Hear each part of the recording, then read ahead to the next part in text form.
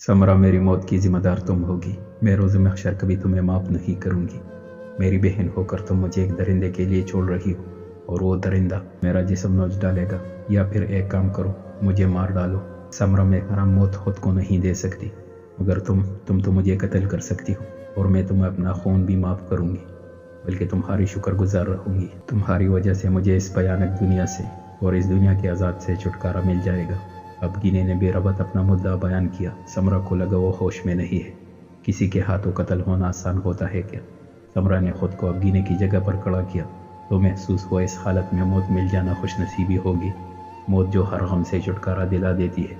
अब गिने ज़ुबैर अहमद के लिए भी मौत मिल जाना ज़िंदगी मिल जाने के बराबर होगा।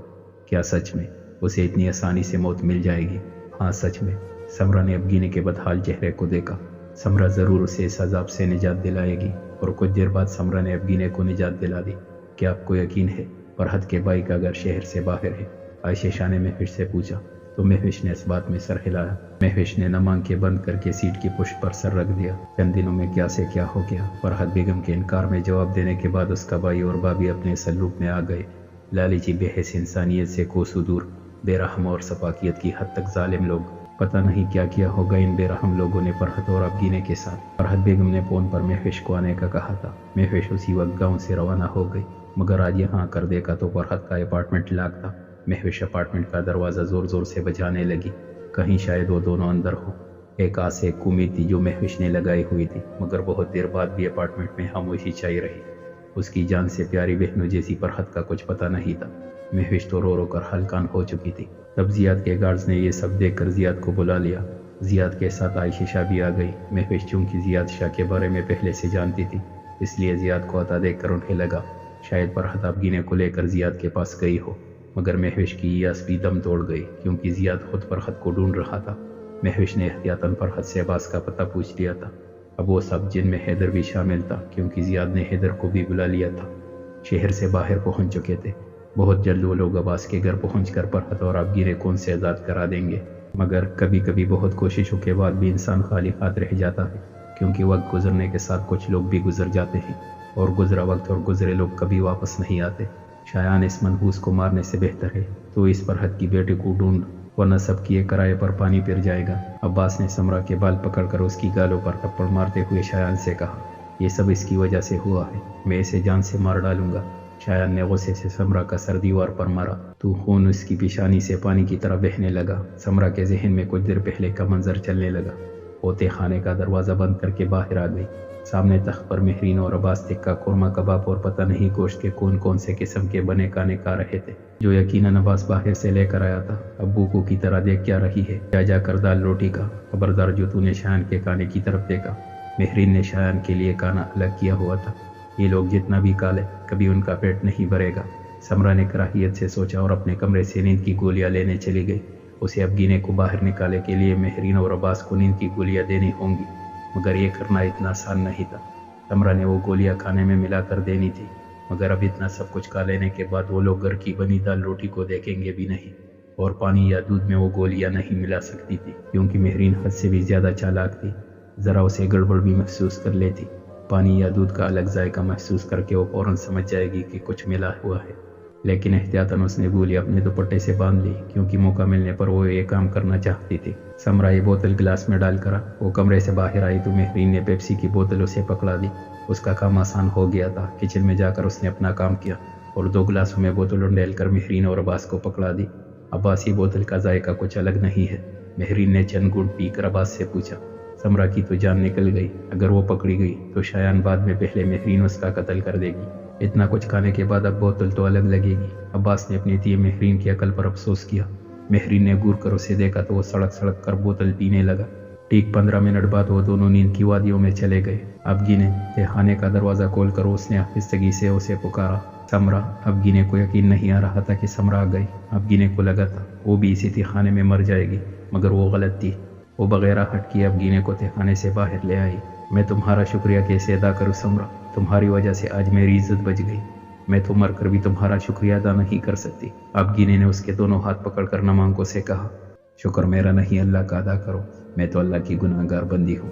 हमेशा मेरे माँ बाप और भाई ने लोगों पर जुल्म किया है और मैं ये सब देख कर भी खामोश रहती हूँ। मगर फरहत पोपो की मौत ने मेरे ज़मीर को शर्मिंदा कर दिया। अगर मैं पोपो को या तुम्हें पहले से आगाह कर देती तो शायद ये सब नहीं होता। मुझे माफ़ कर दो अभी, और मेरे माँ बाप को भी। वो लोग जितने बुरे सही, पर मेरे माँ बाप थे। मैं उन्हें लोगों की नज़र में शर्मिंदा नहीं कर सकती, इसलिए खामोश रहती हूँ। मगर पोपो की मौत पर भी उनके दिलों में रहम पैदा नहीं हुआ, तो मुझे लगा इन सब के साथ मैं भी शामिल हूँ। जितने जालिम वो है, खामोश रहकर मैं भी उनकी तरह जालिम बन जाती हूँ। मुझे माफ़ कर देना अभी, समरा ने शर्मिंदगी से कहा। अबगीने ने रोते हुए उसे गले से लगा लिया। जाओ अभी, अगर अब्बू अम्मी जाग गए तो तुम्हें पकड़ लेंगे। समरा ने पीछे मुड़कर देखा। महरीन और अब्बास सो रहे थे, मगर गोलियों का असर किसी भी वक्त ख़त्म हो सकता था, क्योंकि उसने बहुत कम गोलियों का पाउडर ग्लास में डाला था कि कहीं महरीन को जायका बहुत अलग महसूस ना हो। अपना ख्याल रखना समरा, मैं आज बहुत खुद गरज बन गई हूँ। अपनी इज्जत बचाने के लिए तुम्हें मौत के मुंह में धकेल कर जा रही हूँ। अबगीने ने अलविदा कहते हुए कहा। जिन लोगों के साथ मैं ज़िंदगी गुजार रही हूँ, इस ज़िंदगी से तो मौत बेहतर है अभी, समरा ने जख्मी मुस्कुराहट से कहा। और अबगीने के उजल होने तक दरवाजे में खड़ी रह गई, और अबगीने बहुत दूर पहुंच चुकी होगी। ये सोचकर समरा के रग रग में सुकून दौड़ गया। उसकी पेशानी से खून निकलकर उसके चेहरे और कपड़ों को दागदार कर चुका था। बस करशानी, ये डीट इतनी जल्दी नहीं मरेगी। या पहले अबगीने को ढूंढ। महरीन ने घूमते सर को पकड़ लिया। शायान समरा को ठोकर मारकर बाहर चला गया। समरा कराह कर रह गई, मगर उसके माँ बाप को उसकी कोई फिक्र नहीं थी। औलाद से ज़्यादा उन लोगों को पैसा प्यारा था। कुछ खुद भी थे अफसरदा से, कुछ लोग भी हमसे रूठ गए, कुछ खुद भी जख्म के आदी थे, कुछ शीशे हाथ में टूट गए, कुछ खुद भी थे हसास बहुत, कुछ अपने मुकद्दर रूठ गए, कुछ खुद भी इतने मुख्तात न थे, कुछ लोग भी हमको लूट गए, कुछ तलख हकीकतें थी इतनी कि ख्वाब ही सारे टूट गए। अबगीने ने शिकवा नज़रों से तारों भरे आसमान को देखा। कितना वसी था ये आसमान, पूरी ज़मीन को ढांपे हुए था किसी छत की तरह। मगर अबगीने ज़ुबैर अहमद के सर पर आसमान होते हुए भी वो बेसर सामान थी। वो बहुत दूर निकल आई थी, बहुत दूर। शायद अब तक शायान घर आ चुका होगा, और जब उसे तहखाने में अबगीने नज़र नहीं आएगी तो समरा की क्या हालत करेगा। काश उसके खदशात गलत साबित हों, शायान को अपनी बहन पर रहम आ जाए और वो उसे कुछ भी ना कहे। मगर ऐसा ना हुआ तो उसके आगे सोचकर अबगीने निडाल हो गई। आखिर तक हार कर वो एक पेड़ के नीचे बैठ गई। अगर लोग इसे ज़िंदगी कहते हैं जिसमें सिवाय दर्द के और कुछ भी नहीं, तो इस ज़िंदगी से बेहतर मौत थी। सिर्फ एक दफ़ा दर्द होता है और इंसान हर दर्द से आज़ाद हो जाता है।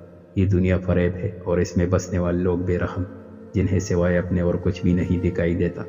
कहीं बहुत दूर से शायान के अबगीने का नाम लेकर चिल्लाने की आवाज़ आई तो वो खौफ से खड़ी हो गई। उसे जल्द अज जल्द शहर की हुदूद तक पहुंचना था। चलो कि सबर की सारी हदों को छू आए, चलो कि दुख की कोई इंतहा तलाश करें। या अल्लाह मेरी मदद फरमा, मुझ में भागने की और सकत नहीं है। अबगीने घुटनों के बल बैठ गई। उसका हल्क खुश हो चुका था। भाग भाग कर पाँव तक चुके थे। पता नहीं उसका वहम था या हकीकत। उसे दूसरी दफ़ा भी शायान की आवाज़ सुनाई दी तो वो दोबारा भागने लगी।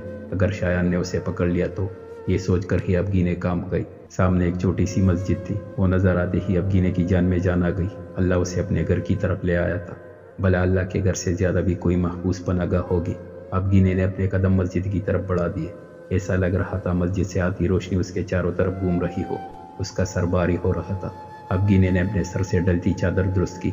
मस्जिद का दरवाज़ा बस चंद कदम दूर था और अबगीने के लिए एक कदम आगे चलना भी अब महाल हो चुका था। वो लड़खड़ा कर गिरने लगी। तब दो मजबूत हाथों ने उसे सहारा दिया। खुदा ने उसे महफूज हाथों में पहुंचा दिया था और वो हर खौफ और डर से आज़ाद होकर इर्द गिर्द से बेगाना हो गई।